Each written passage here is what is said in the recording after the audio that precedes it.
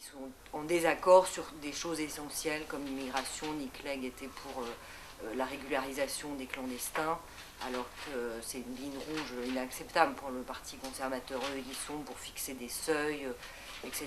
Sur l'Europe, c'est pareil. Nick Clegg est favorable à l'entrée de l'Europe, de l'Angleterre dans la zone euro. Pour les conservateurs, c'est même inacceptable. Ils prônaient d'essayer de faire un référendum ou quelque chose pour sortir même du traité de Lisbonne.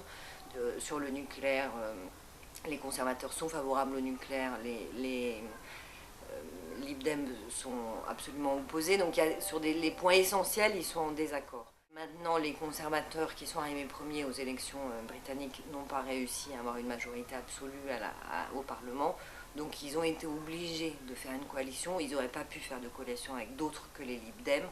Et les Lib Dem, sûrement dans un sens pour ne pas être accusés d'être à l'origine de nouvelles élections, parce que si ça n'avait pas marché, vu que l'accord avec les travaillistes ne marchait pas non plus, il aurait fallu rappeler des élections. Et aussi parce que pour eux c'est historique, c'est un petit parti qui n'est pas vraiment accédé à aucun ministère auparavant, etc. Et là d'un coup, ils ont en plus très bien négocié, ils ont 5 ministères, dont le vice-premier ministre qui est Nick Clegg. Et du coup, ils l'ont fait un peu à l'anglaise, c'est assez strict, ils ont un accord de gouvernement sur 5 ans, et sur les grands dossiers, ils se sont mis d'accord. Les choses essentielles au cœur du projet conservateur, ils n'y toucheront pas. L'immigration, c'est Cameron qui a gagné. L'Europe, jusqu'en 2015, il ne sera pas question d'entrer dans l'euro. Donc ils se sont mis d'accord sur un agenda, et en échange, les Lib Dem ont obtenu des concessions, notamment sur un référendum sur la réforme du système électoral pour introduire un peu de proportionnel, et puis quelques petites choses sur le nucléaire, le fait que les conservateurs ne vont pas abolir l'impôt sur les successions, une attention plus aux classes défavorisées, etc., etc. Après, évidemment, du côté des conservateurs, certains conservateurs, et notamment ceux qui se voyaient ministres et qui n'ont pas pu être ministres à cause des Lib Dem, eux sont très défavorables à cet accord. Ils disent qu'ils ont beaucoup perdu, qu'ils n'auraient jamais dû faire ça, etc.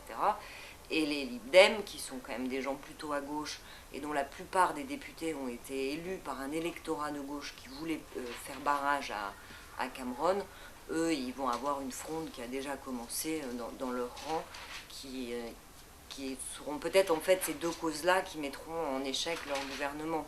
Et puis ensuite, quand il faudra vraiment aborder les questions, il y aura sûrement des dissensions importantes entre les deux. D'ailleurs, les parieurs ne donnent même pas un an d'espérance de vie à cette coalition, alors qu'ils ont un peu changé pour être sûrs qu'il n'y ait pas d'élection encore dans un an pour que ça marche. Ils ont pour la première fois changé. Maintenant, les élections, c'est tous les 5 ans à une date précise, alors qu'avant, c'était à la discrétion du Premier ministre.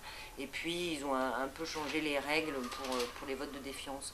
Donc, ils ont essayé de faire en sorte d'avoir une certaine stabilité et d'être sûr que ça marche pour 5 ans, mais non, personne ne croit que ça durera autant de temps.